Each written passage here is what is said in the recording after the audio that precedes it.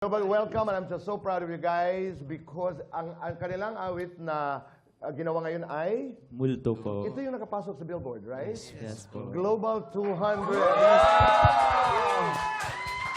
Noong panahon na nalaman nyo na nakapasok sa Billboard, ano ang inyong reaksyon? Sen, ikaw magkwento.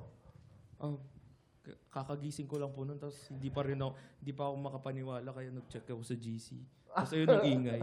50 messages unopened. How did you guys react? I mean, is this the first song to get into dito sa Pilipinas? I'm sorry.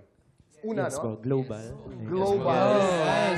First song, Billboard Global 200. Anong reaction nyo? Sobrang unbelievable po. Sobrang parang fever dream para kaming nilalagnat. Kasi Hindi nyo in-expect? hindi po talaga. Hindi po. Medyo lang. Oo. Of course, we're hoping. Pero ayun. Ako nung ano ko, ganun pa yung reaction ko po. Okay. Ako, Gab. mag-isa, doon lang ako sa bahay namin sa probinsya noon. Tapos, nung nabasa ko yun, wow, what the?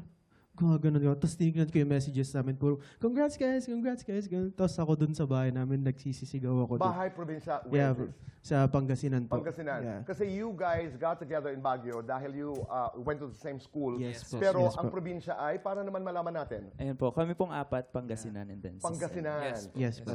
I'm from Abra po. Okay. Eh, hindi naman magkakalayo yan sa isang area. Reaction?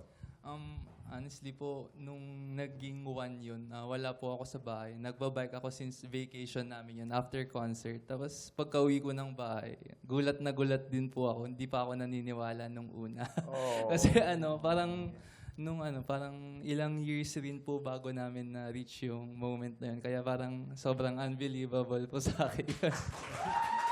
And well-deserved.